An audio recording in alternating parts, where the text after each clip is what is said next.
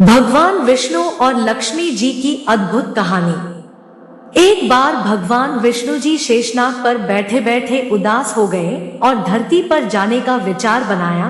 धरती पर जाने का मन बनाते ही विष्णु जी जाने की तैयारियों में लग गए।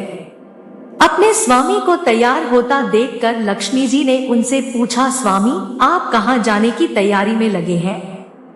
जिसके उत्तर में विष्णु जी ने कहा, हे देवी, मैं धरती लोक पर घूमने जा रहा हूँ। यह सुन माता लक्ष्मी जी का भी धरती पर जाने का मन हुआ और उन्होंने श्रीहरि से इसकी आज्ञा मांगी। लक्ष्मी जी द्वारा प्रार्थना करने पर भगवान विष्णु जी बोले, आप मेरे साथ चल सकती हो, लेकिन एक शर्त पर। तुम धरती पर पहुंचकर उत्तर दिशा की ओर बिल्कुल मत देखना, तभी मैं तुम्हें अपने साथ लेकर जाऊंगा।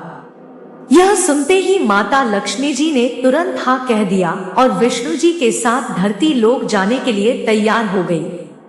माता लक्ष्मी जी और भगवान विष्णु जी सुबह सुबह धरती पर पहुंच गए। जब वे पहुंचे तब सूर्य देवता उदय हो ही रहे थे। कुछ दिनों पहले ही बरसात हुई थी, इसलिए धरती पर चारों ओर हरियाली ही हरियाली थी। धरती बेहद सुंदर दिख रही थी। आता माँ लक्ष्मी जी मंत्र मुग्ध होकर धरती के चारों ओर देख रही थी। माँ लक्ष्मी जी भूल गई कि पति को क्या वचन देकर साथ आई है। अपनी नजर घुमाते हुए उन्होंने कब उत्तर दिशा की ओर देखा, उन्हें पता ही नहीं चला। मन ही मन में मुग्ध हुई माता लक्ष्मी जी ने जब उत्तर दिशा की ओर देखा तो उन्हें एक सुंदर बागीचा नजर आया। उस ओर से भीनी भीनी खुशबू आ रही थी। बागीचे में बहुत ही सुंदर सुंदर फूल खिले थे। फूलों को देखते ही माँ लक्ष्मी बिना सोचे समझे उस खेत में चली गई और एक सुंदर सा फूल तोड़ लाई। फूल तोड़ने के पश्चात जैसे ही माँ लक्ष्मी जी भगवान विष्णु जी के पास वापस लौट कर आई, तब भगवान विष्णु जी की आंखों में आंसू थे। माँ लक्ष्मी जी के हाथ में फूल देख विष्णु जी बोले, कभी भी किसी से बिना पूछे उसका कुछ भी नहीं लेना चाहिए। और साथ ही माँ लक्ष्मी जी को विष्णु जी को दिया हुआ वचन भी याद दिलाया। और फिर भगवान विष्णु जी ने दी माँ लक्ष्मी जी को सजा। माँ लक्ष्मी जी को अपनी भूल का जब आभास हुआ तो उन्होंने भगवान विष्णु जी से इस भूल की क्षमा मांगी। विष्णु जी ने कहा कि आपने जो भूल की है उसकी सजा तो आपको अवश्य मिलेगी। जिस माली के खेत से आपने बिना पूछे फूल तोड़ा है, यह एक प्रकार की चोरी है। इसीलिए अब आप 3 वर्षों तक माली के घर नौकर बनकर रहो। उसके बाद मैं आपको बैकुंठ में वापस बुलाऊंगा। भगवान विष्णु जी का आदेश माता लक्ष्मी जी ने चुपचाप सर झुकाकर मान स्वीकार किया। जिसके बाद माँ लक्ष्मी जी ने एक गरीब औरत का रूप धारण किया और उस खेत के मालिक के घर गई। माधव नाम के उस माली का एक झोपड़ा था, जहाँ माधव पत्नी, 2 बेटे और 3 बेटियों के साथ रहता था। माता लक्ष्मी जी जब एक साधारण औरत बनकर माधव के झोपड़े पर पधारी तो माधव ने पूछा, बहन आप कौन हो? तब माँ लक्ष्मी ने कहा, मैं एक गरीब औरत हूँ, मेरी देखभाल करने वाला कोई नहीं। मैंने कई दिनों से खाना भी नहीं खाया। मुझे कोई भी काम दे दो, मैं तुम्हारे घर का काम कर लिया करूंगी और इसके बदले में आप मुझे अपने घर के एक कोने में आसरा दे देना। माधव बहुत ही अच्छे दिल का मालिक था, उसे दया आ गई, लेकिन उसने कहा, बहन मैं तो बहुत ही गरीब हूँ, मेरी कमाई से मेरे घर का खर्च काफी कठिनाई से चलता है।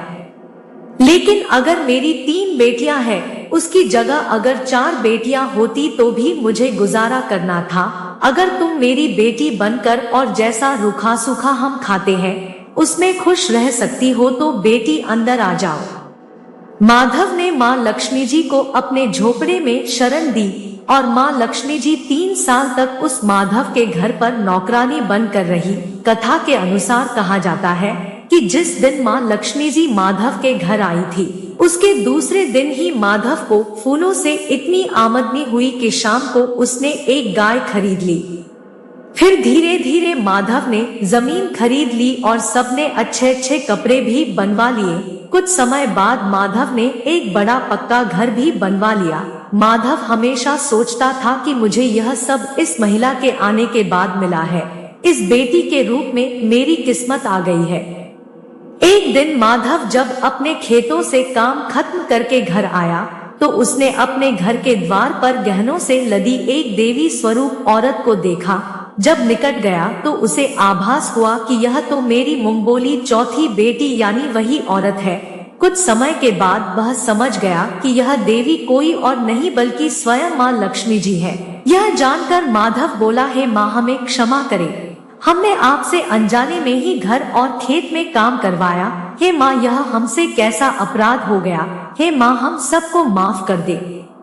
यह सुन माँ लक्ष्मी जी मुस्कुराई और बोली, हे माधव, तुम बहुत ही अच्छे और दयालु व्यक्ति हो। तुमने मुझे अपनी बेटी की तरह रखा, अपने परिवार का सदस्य बनाया। इसके बदले में तुम्हें वरदान देती हूँ कि तुम्हारे पास कभी भी खुशियों की और धन की कमी नहीं रहेगी।